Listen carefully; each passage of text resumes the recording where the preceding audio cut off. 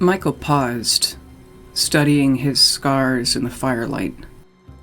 The wasteland that was his right, with craters and webs that spoke of legendary pain and suffering.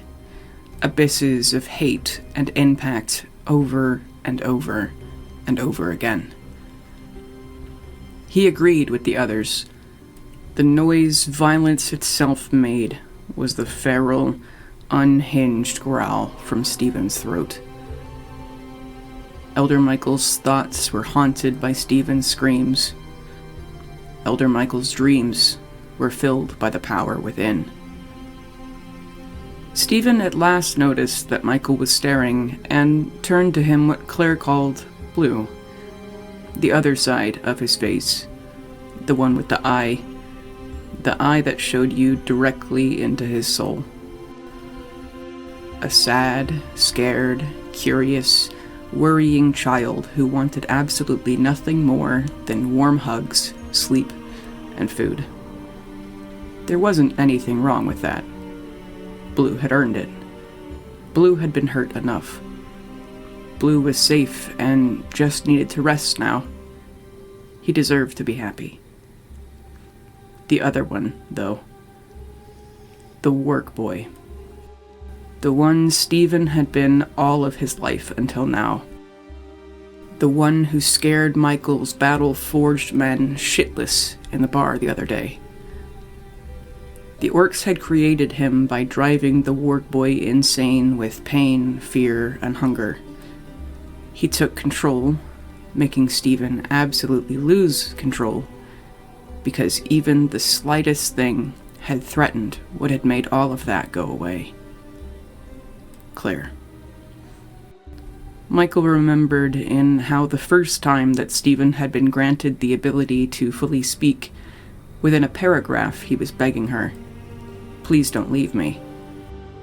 He had been left before. He would do anything to not be left again. As far as Michael had surmised, Stephen knew there were 3 types of people in the world: Myrkulians, orcs, and their victims. To protect the Myrkulians, or at least Claire, from the orcs, to not go back to the orcs, Stephen would kill as many victims as it took. Michael had worried about Claire leaving. She was young, desperate, and while willing to help around camp and not directly opposed, she was not converted yet. She was young, too, a fighter, but not war-ready. In Michael's hundreds of years, it didn't matter. She would either leave one day or stay and eventually truly join them. Now, however, he had let her keep a pet. If she left with the pet a week ago, oh well, hopefully that works out. He could not allow her to leave with the pet now. Most would ensure that she could not leave, and therefore the pet would stay, or just steal the pet. Michael was certain now, however, that Stephen would destroy the Earth if it meant getting back to his mommy, and kill anyone and anything that ever even dreamed of hurting mommy. He probably wouldn't be successful, but should something happen to her, he'd probably get through a town or two with his bare hands, and boy howdy, That was an energy Myrkul wanted to focus. All he had to do was find the switch that turned the mantra in Stephen's head from Blue's "Please don't hurt me anymore" to the Warg Boys' "I'm going to kill you until you are dead."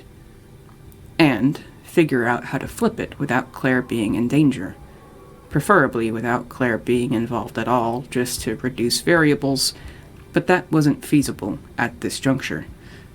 Shame to make a killing machine, only for it to run away with Mommy if she ever decided she didn't like something someday, and good luck recovering the machine once Mommy is hurt or in danger from those trying to reclaim it. Lot of bodies could pile up that way. A mess. Maybe later he could weasel her out, but she needed to take care of Blue for now. In addition to the pleasant surprise that was his albeit messy fighting skills, by some means, Stephen was more attached to the outer planes. Magic could flow through him more easily. The gods' wills could more easily translate to him. Myrkul praised Myrkul for allowing Myrkul to have allowed Claire to rescue Stephen, for giving them this new boon, this new key, this new lead to fight toward the apocalypse. No matter how annoying and otherwise useless he was. Myrkul decided then to not feel insecure. The moron wasn't coming for his job. Myrkul wasn't going to make a champion out of the moron. The idea was ridiculous and born out of insecurity. Stephen was a weapon to hone. Stephen was a tool. Stephen was an asset. Stephen was not better than Myrkul, he was just a weapon. A sword was better at cutting than Myrkul's claws. The sword was not, therefore, better than Myrkul. Myrkul couldn't even believe he was having this conversation with himself. Get it the fuck together. Myrkul decided then that he was only feeling so insecure because his soul was now on the line. His soul was now in reach. Far reach, knowing Myrkul's tendency to move goalposts and lead people on. He was evil, after all. But still, Myrkul was nervous and excited. He was also supremely annoyed that he was likely going to have to remain nervous and excited for several more years. But step one, if they were going to go into towns and bring Stephen along and train him to be a pig hunting for magic truffles and eventually hunting the communion blade, he was going to have to teach him that, yes, brutal murder and obliteration of enemies was a very effective way to protect Claire. However, if they were going to get anything done, Stephen needed to learn a great deal of, or at least for now, some discretion and tact. He had asked Claire, under the pretenses of wanting to make sure they could chill him out if he ever decided to just destroy people again, how she calmed Stephen. He had asked her all of the intricacies of how she interacted with him, how to speak to him in a way that he would understand, what Stephen meant when he said certain things, what his body language meant, nervous tics that he had, things that meant that he was happy, little ways to tell him that things were okay, little things that he liked, how to make him feel safe. All of this to manipulate Stephen into associating Myrkul with the same sense of calm and friendship that he saw in her. At length, the girl instructed the demon. If he's sitting down, which it almost always is because his legs hurt, walk up to him in an awkward way and hold your arms out, and then raise an eyebrow, and then he'll almost always put his arms out, and then you can hug him. Why awkwardly? That's how he asks for permission to do things. He just slowly starts doing them while awkwardly looking at you to see if you're going to stop him, and if you don't, then he knows it's okay to do it. I think it's also like he tries to move slow and awkward with other people, because then sometimes they do it back, and it makes him feel safer, I think. He likes when people are awkward back. If you're too fast or confident, I think he thinks you're gonna attack him. He always flinches when Lewis walks up because he's such a cocky asshole. How do you tell him no? I mean, I haven't ever, really. Other than the first night when he kept picking at the bandages. And then I just kind of slapped his hands away from him. Well, and that one time he almost ate a nightshade berry. I yelled at him then, but after I told him it was poison, he wasn't scared that I was mad at him anymore. So you let him do whatever he wants? Well, usually the only thing he wants is to eat or sleep, so it's never been a problem, I guess. And he won't tell you that he's hungry. I think he's just so used to ignoring it, or maybe he's still afraid to ask. And whatever you do, don't grab him, like close your hand around his wrist or grab his clothes or hair. I think when you're hugging him, just keep your hands flat. I figure that's like he thinks of them pulling him out of the cage or something. He likes when I pet his hair, but sometimes when I do, he gets too happy and cries. And you know he trusts you if he closes his eye when you're touching him. If he's scared, he just gets to a corner somewhere or under something and curls up into a ball. Just pretends he isn't there. And when he's sad, he does that too, but without the hiding. You know he's having a good day if he's sitting up, no matter what he's doing. Even if he's just staring at a wall for an hour, he's okay. He's just doing Stevie things. And he does just stare at space and the walls. A lot. The girl shrugged with a simultaneously affectionate and embarrassed laugh. And his favorite food is soup.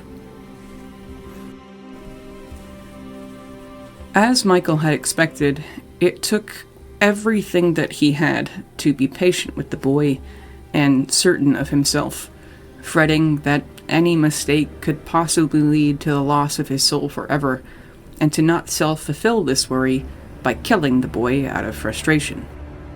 Speaking of self-fulfilling prophecy, that night of the day that Stephen had first spoken, Michael had presented him to the group, having Claire help him dress Stephen in a spare set of holy vestments, having one of their more smithy-inclined members craft him their skull and a triangle holy symbol out of melted down stolen jewelry. Michael had spoken over him in celestial and then common, burning incense and praying for Myrkul's blessings. He cut his own wrist with the communion blade, smearing the very rib bone of their god with his infernal blood, then instructing Stephen to lick it off. The boy had been confused, but after some irritating explanation that ruined the ambiance of the holy rite, he did so with no more hesitation. Michael then cut Stephen's wrist with the blade, and as the first drop spilled from what would only be a small scar added to the thousands of others, black smoke formed from the incense and candles, twirling around them, and then the blade flowing into Stephen's arm. The boy's eye flashed from blue to black, their small wounds healed, and then his eye was blue again. It occurred to Michael as the others clapped and broke into praising song, that as he stood there with Stephen on the cart they had set up as a makeshift stage, that this was the exact vision Myrkul had shown him some days before, of the flock being far more interested in Stephen than him, and how each one listened to him speak to them with his new Myrkul-given tongue with far more rapture than they had listened to any sermon Michael had given in recent months. Michael decided to not be insecure. It was only that it had been months since they'd been blessed with a proper miracle, and it was so surprising that Stephen was progressing so far in the mere month he had been with them because he was so worthless. The Lord was fickle and quirky, so this was a lesson to the others who had been serving him for years that they needed to step up their game. Nothing else. Nothing else. Back in his tent, alone with the boy that it took everything in him not to detest, Michael turned from his musings about how he was going to shape the boy and began the long road to actually doing it. The demon champion turned back to the fire, stirring the tonic one last time before ladling it into a chalice for Stephen to drink. The boy did, clumsily pouring it straight down his throat, with his mouth making it constantly hard to swallow. A single drop spilled from his scarred chin, and, ensuring he did so almost clumsily to keep the boy calm, just as Claire had instructed, Michael wiped it away with a gentle brush of his thumb. Stephen flinched, but only barely. You should lie down. This will be incredibly intense. But just remember that the Lord and I am with you. It may be frightening, but nothing bad is going to actually happen. The Lord did not choose you only for you to suffer. Not on this night. He had said that exact series of sentences to 1,000 paladins and clerics before. They were the very same words that had been said to him hundreds of years ago. Every time, this inaugural vision had been Myrkul's occasion to fully display his true power, to drown his new plaything in it, to promise them everything they had ever wanted if only they lived up to his expectations, to show them the glorious future of a dead world collapsing in tsunamis of fire and screams and blood. It was the occasion for Myrkul to warn of what happened to those he gave power, who then disappointed him, and then to assure them. No. Of course, I wouldn't ever do that to you. You're going to be perfect, aren't you? But what, Michael wondered, would gentle and simple Stephen see? The boy lay on the floor, the rugs and pillows, a favorite spot where Michael and his parade of lovers, though more recently mostly Lewis, had lain. Often Michael made love to these new recruits, letting them drown in ecstasy before they drowned in the power of their god. A moment of carnal, unholy intimacy before the rapturous intimacy of the celestial.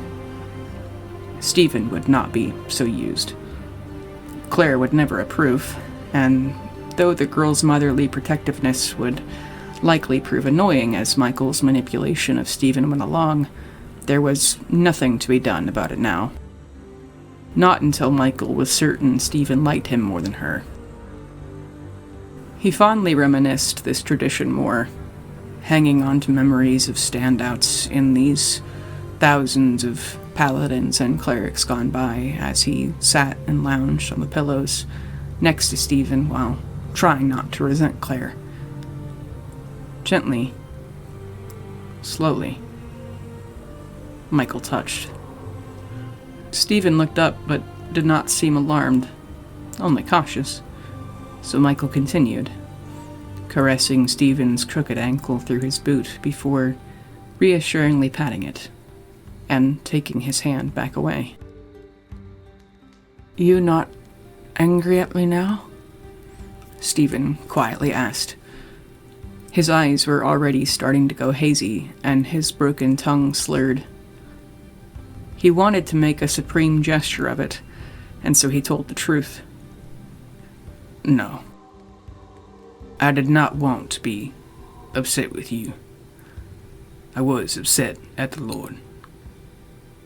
I am sorry that it spilled over. I want to be very close to you. I want to be your friend."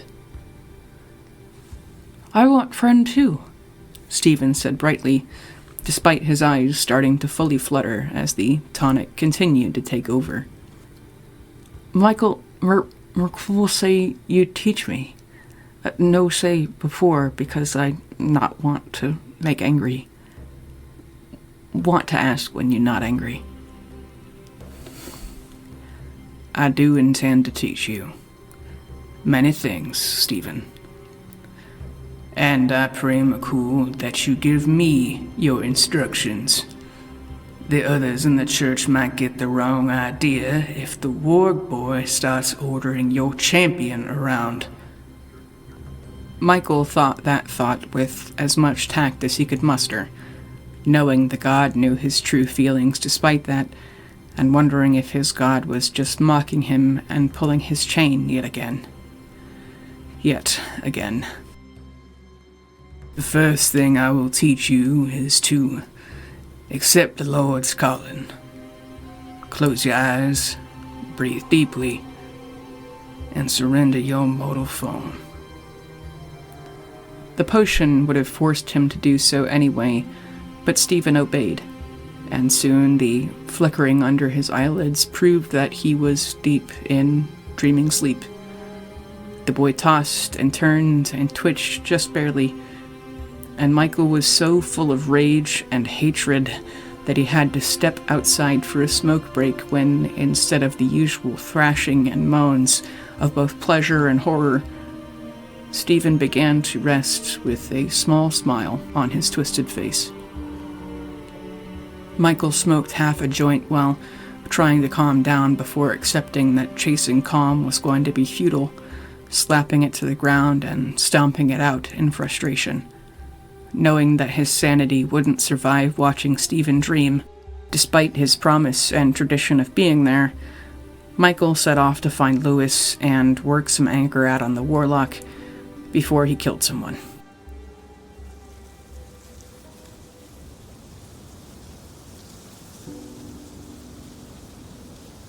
In the next months, Stephen happily trained as hard as Myrkul had the patience to push him. He could barely hold any weapons in his mangled hands, but after Loven Khan and Toxic had the idea, they fashioned a pair of gloves that would fix to a longsword. It took a moment for Stephen to pull on or off, but he could do it by himself if he pulled the strings with his few remaining teeth. What he lacked in any sort of footwork with his functioning, though still painfully clumsy legs, he made up for in raw strength and savage fury. Once they got some armor on him as well, his limps and slower steps mattered less. Stephen had been hesitant to fight at all at first, even in training, but with Claire's insistence that no one in their group was actually going to hurt him, Myrkul's teaching that anyone outside of their group was dangerous and needed to be fought, along with Myrkul's promise that if Stephen listened to Elder Myrkul, he would eventually be made strong enough that no one like the orcs could ever hurt him again. And so he eventually warmed up to it. They also proved and tested Stephen's ability to sense magic. Even without a nose, he was able to smell spells being cast or enchanted items up to a quarter-mile away. He could lead a group right to something as small as a cantrip scroll from that far off and buried in snow. Now, he had no idea what these items were when he found them, or what spell someone was casting, but on occasion he could tell if it was holy or cursed, and constructive or deconstructive, for example. Hoping he was just ignorant, those inclined to the arcane in their group were slowly working on teaching him at least the differences in schools of magic and auras of different gods, exposing him to items from each so he could learn to pick up on more specific sense. This went extremely slowly, but with Claire helping make every lesson a game and the other teachers playing along, there was some progress. Myrkul's focus was on extracting any information on Myrkul's desires from Stephen's thick and forgetful head, implanting his own desires into Stephen's thick and forgetful head, and planning their next moves, all while not killing Stephen for his earnest cluelessness and innocently stubborn nature. He wasn't doing it on purpose. Myrkul was not allowed to beat it into him, and that was the most annoying part that it took all of Myrkul's strength not to do. He found himself regularly taking his anger out on Lewis in Stephen's place, something he regretted every time, as the warlock didn't deserve it, but kept asking for it with that mouth of his, taunting Myrkul whenever the teen could tell the demon was frustrated. And frustrated was the word of the day, every single day. Michael would go on for an hour, educating Stephen on the outlay of the planes, the careful dance of good and evil, life and death, and the swaths of gray between light and dark, and the pointlessness of everything on either side that didn't bring an end to both. Stephen would try so hard to pay attention, but more than half the time he only caught snippets of what Michael said, and even if he could vaguely summarize, he only got half of the information correctly. The boy even also, something that Michael usually only got from soon-to-be deceased enemies, argued. Anyone you can kill should be killed. Every death makes the Lord stronger, and every death gets us that much closer. Do we have to? The Lord demands it. Stephen could only whisper under Michael's hard glare. He told me just to kill bad people who want to hurt us. And he also told you to obey me. Michael's veins were popping out of his neck. Sulfur bubbled from his lips in a mere instance, all at the thought of the warg boy attempting to give him, the champion of a god and 2,000-year-old demon in his own right, prophecy. In addition to that, everyone on Earth who is not us wants to kill us. They're all bad people, Stephen. The people in the town that healed me in the tavern were nice. And the moment one of them got a whiff of our God, our culture, our mission and way of life, those men attacked and tried to kill Claire. But everyone else, though? The civilians in the bar only held their pitchforks and torches because they were cowards. They hate us all the same. Why? You're all nice too.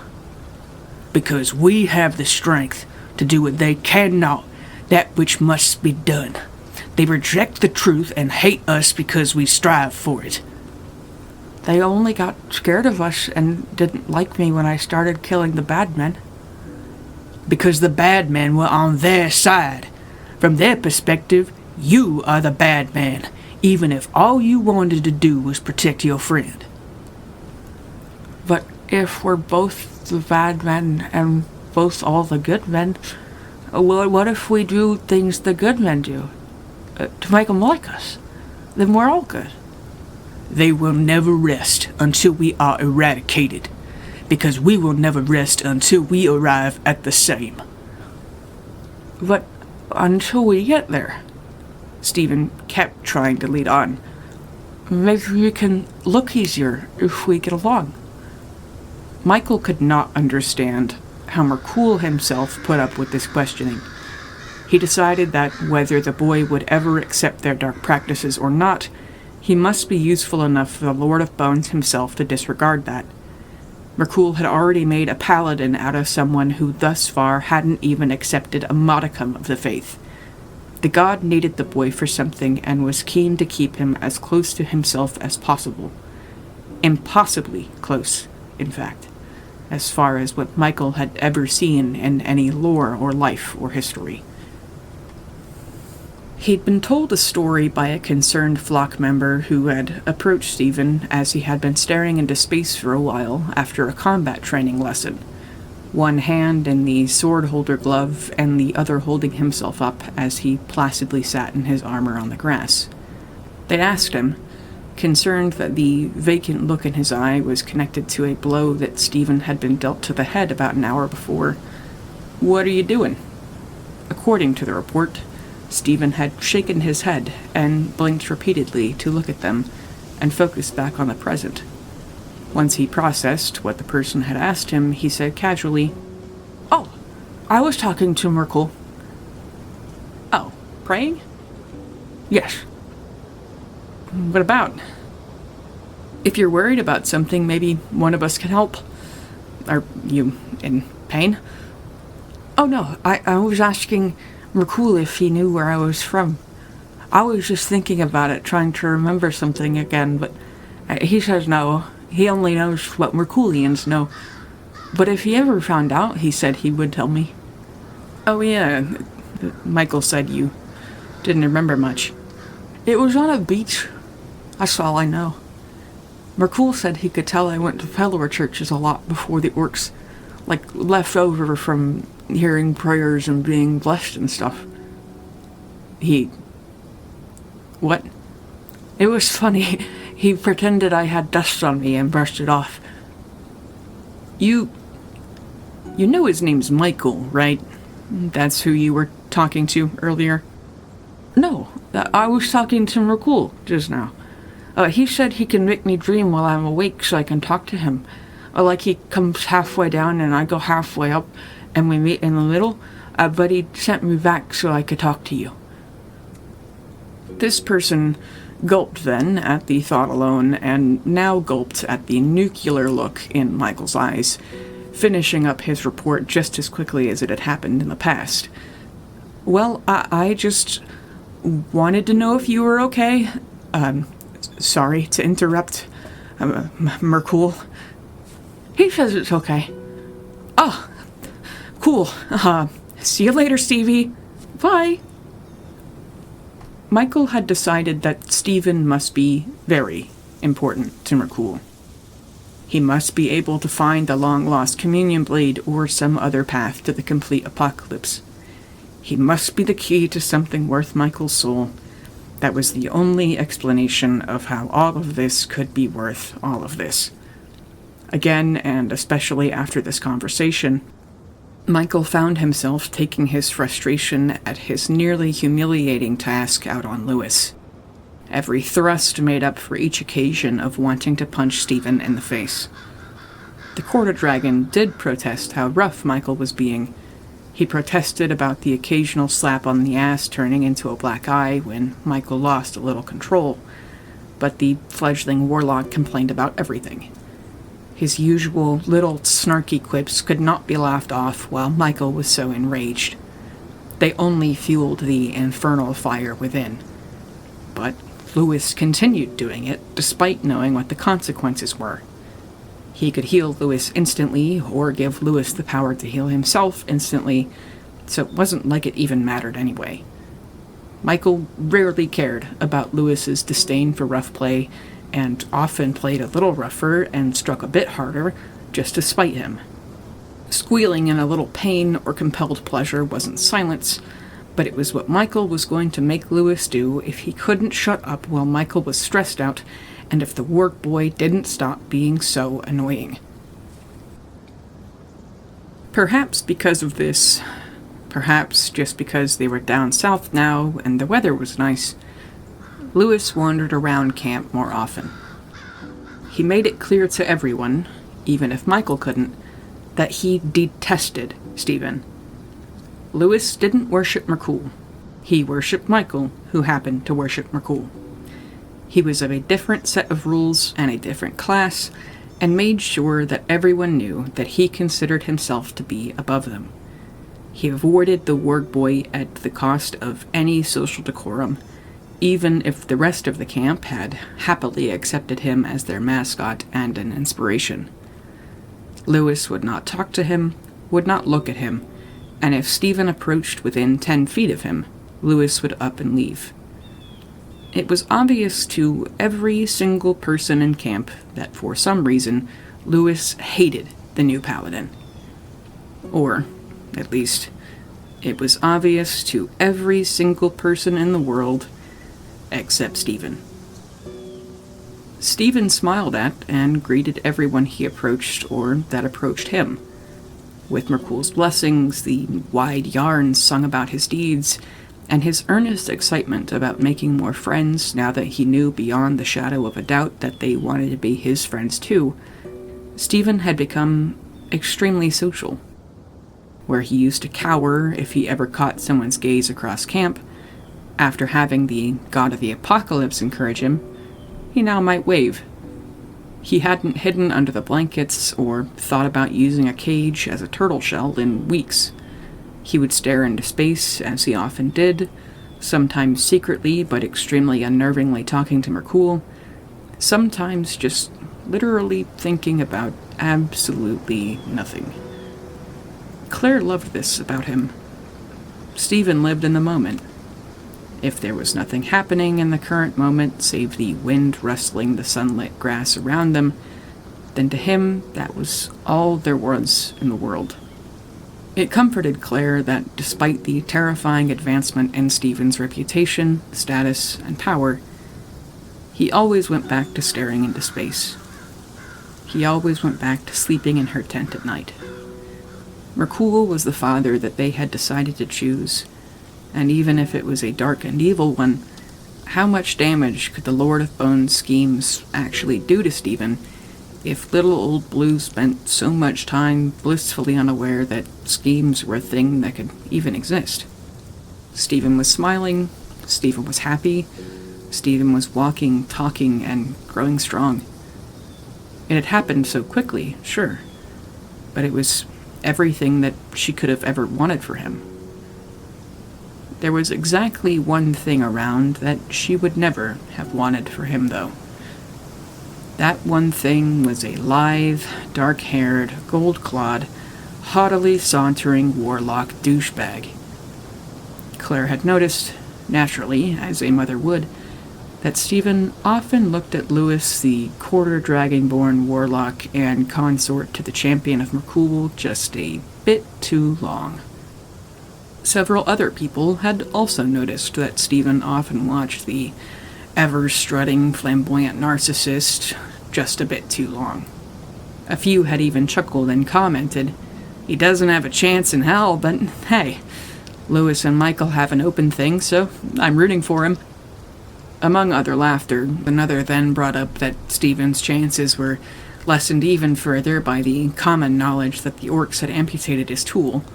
Another insisted that Lewis was creative, and perhaps what Stephen lacked in literally everything, he might make up for in personality. Claire had made herself known at that point in the conversation, and the lewd cult members scattered like roaches under the protective scorn of the 12-year-old. When they were eating lunch during a rest from one of Michael's lectures, Michael had called Lewis over, and Claire saw her poor baby watch Lewis walk all the way from point A to point B. "He's an asshole," she tried to warn him. "And that's bad, right?" Stephen asked without looking away. "Yes." Stephen glanced back at her with his one eye, just missing seeing her eyes rolling before he looked back at Lewis again. He's pretty. Claire fought a sigh as she remembered teaching him that word, pointing to flowers and jewelry and art they had stolen. She followed his eyeline again to the absolute jerk who was going to break her baby's heart. But it was a lesson life was going to have to teach him, and definitely not one she had flashcards for. Claire just hoped that if Michael ever found out, he wouldn't blow up about it. They did have an open thing, but the elder was so testy these days. Eventually, Michael broke the news of his plans to the flock. They needed to travel in smaller and more spaced-apart groups. "The Lord has decreed that we will act faster, smaller, and with more focused purpose. We will be tracking the long-lost communion blade, as well as anything else that looks interesting, and we will reconvene when someone has a lead. The Lord has revealed to me that for the first time in centuries, the blade is possibly within our reach." There was a massive gasp in the crowd that Michael relished in. "We will still keep extremely close contact. In this next province we are traveling to, I am going to get a great number of stones of far speech and scry materials commissioned. I expect reports from team leaders every day." Michael broke them up into teams similar to how they had entered the last town.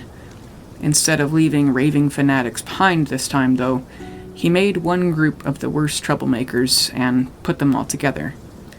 His logic was that they would either surprise him, or they would continue to be psychopathic crackheads, and everything would sort itself out.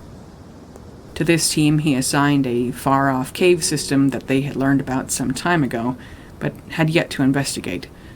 Supposedly, it had a great deal of treasure hidden there, as it used to be a witch coven hideout. Coming with that, though, it was a witch coven hideout, and so the treasure was likely only still there because few had survived the spelunking. Again, though, maybe they would surprise him. Other groups that were much more balanced, he sent on similar missions to other smaller leads.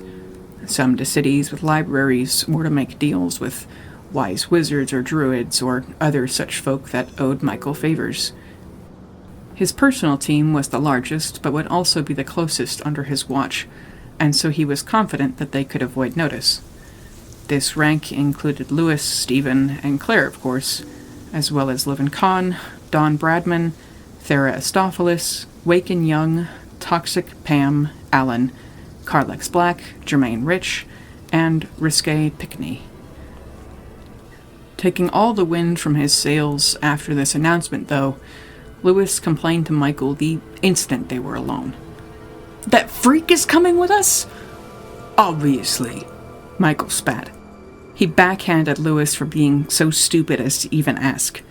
Lewis staggered from the force of the blow, but as Myrkul kept his fist raised where Lewis could see it, even the gold-scaled warlock was starting to learn that it was best to say nothing.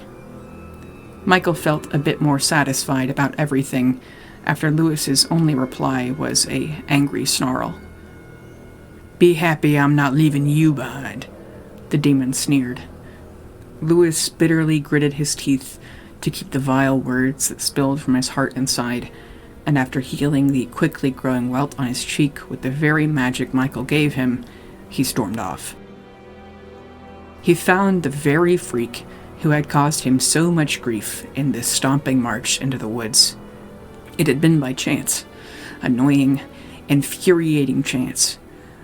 The freak was coming with them, and the very idea of that made Lewis sick. The warg boy was carrying a bucket of water from the creek back to the camp, and wavered with every limping step over the roots and leaves. He was slower than an arthritic grandmother, and openly grimaced with his ragged maw and his singular eyebrow furrowed as his next step slipped and his excuse for a foot painfully twisted. Deep in every vein of blood, Lewis wanted to wrench the cripple apart, slam his mangled body into the mud, mangle it a great deal more, and put Stephen out of his disgusting, vile misery. All but growling, Lewis snapped at him. "You don't still feel like a slave doing that?" Slowly, everything he did was slowly, the warg boy looked up at him. "Moving the water?" "The orcs made you do that too. We're making you haul water. Doesn't that make you angry? You're a slave for us too." "You feed me and don't lock me in a cage anymore," Stephen said as he raised what was left of an eyebrow. "We're better masters, but we're still your masters. Doesn't it make you angry to work as a slave? Why don't you escape? Why don't you just get the hell out of here? Why the hell do you put up with this?" "Pam asked me to."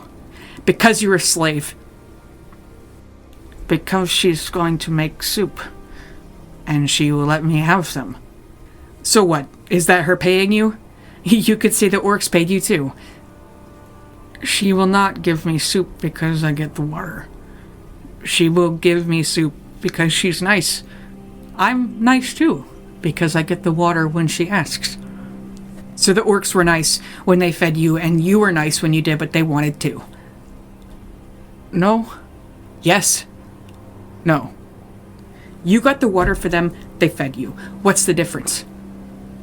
"The orcs fed me so that I would not die. Sometimes when they cared when I lived. Pam feeds me so I will not be hungry." "And?" "Different." "How? How does that not make you angry?" "Orcs would break bones and cut off fingers and tear out my hair. My head came with my hair, beat my face and body, send me for water, break my bones, and beat me again, and then put me in the cage again. I ate snow. My lips dried off. My fingers and ears dried and grew water and pulled off in my hands.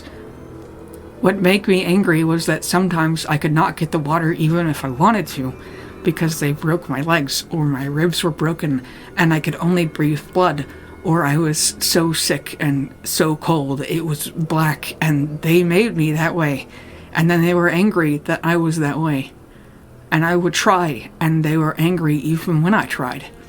I would try to crawl and pull with broken legs and broken hands, and they would hurt me again. And they got angry when I was slow or spilled any, and they would pull me back and make me crawl the same again. And they would give me a bucket with holes in it and hurt me if I say it had holes in it, and hurt me when the water came out, even when they knew it had holes. They would pour water on me and it turned to ice. They would boil it and pour it on me. They would boil it and put me in. They put my head in over and over and over again until I throw up water. They ripped my boiled skin off and made me eat it. And then they tell me to go get more for what they actually needed it for. They were so mean, and none of it was my fault. Pam doesn't care if I spill any. She says thank you, and then makes soup. And Lewis still demanded in a hoarse whisper, because his throat was dry as sand and his eyes wider than a dinner plate. He found that his voice even cracked, but he still spat at Stephen. So what? It is different. If I do not get the water for Pam, she will go get it herself. She will still give me soup, and won't let me work when I'm hurt. I get afraid it was a trick when she say no work, and they would be mad at me, and I tried and got more scared when she stopped me, and they tied me up and put me in bed and made me eat medicine and soup until Claire came home. Well, no, it wasn't soup that time. She makes more things than soup. You know what I mean. I am not a slave. I am a friend. Even if we don't torture you and feed you, you exist for our entertainment. You live in the constant pain you live in. You are in agony right now, standing and walking and holding that bucket, just like you were for the orcs. And honestly, the way those fucking murder hobo witch doctors do surgery experiments on you, we do also torture you. After a long squint and a long think, Stephen shook his head with confidence. Slaves don't get hugs from Claire. Lewis opened his mouth again, but Stephen rose to him even more. Slaves definitely don't get magic from Myrkul. And Lewis was silent, as he, at last, didn't have anything to say. Stephen shrugged, and eventually restarted his hobble back to camp. It took Lewis a minute of standing in the trees and staring after the paladin to realize what he should have said in reply. It had been hard to think right then. He had healed himself before it turned into a bruise, but Michael's slap still burned. All Lewis could see was Michael's true and bare demonic form standing over him as Lewis lowered himself to his knees. All Lewis could think of was to tell himself to keep smiling through the degradation, humiliation, and pain. Watching the paladin limp across the forest filled him with just as much bile and grief, all because it just wasn't fair. Maybe you got magic and didn't become a slave. But I did.